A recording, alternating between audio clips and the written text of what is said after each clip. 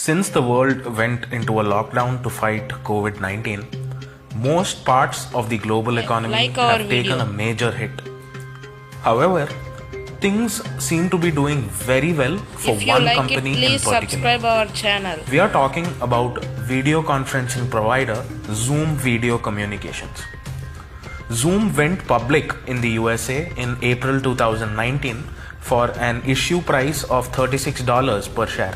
Like it, share During it, March and subscribe our 2020, channel. it reached its all-time high of around $160 per share, making gains of over 344% in less than 1 year, even as the Dow Jones Index plunged around 29% since April 2019.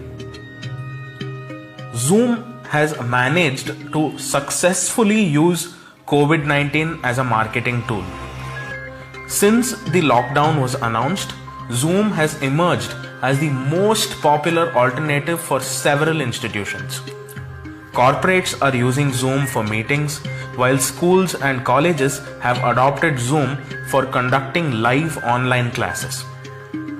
Just in 2020, Zoom has gained over 2.5 million new users, and even as the popularity of Zoom is skyrocketing, a startling revelation has surfaced, raising very serious questions about the privacy of its users. Initially, reports emerged that Zoom was routing data of several users through servers located in China. Zoom then came out with an official statement confirming the same. In their statement, Zoom said that they had mistakenly routed the calls of several non-Chinese users through China. That's about what they said in their statement and did not bother to give any more data as to what really happened.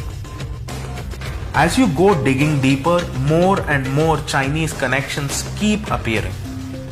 Zoom's CEO Eric Yuan was born in Shandong province of China. He grew up and was educated in China before coming to the United States in search of a job.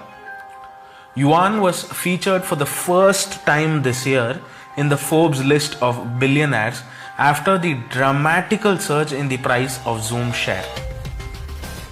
Apart from the data routing through Chinese servers, another independent study carried out by researchers at the University of Toronto has showed that the encryption keys for non-Chinese users were generated through a server in China.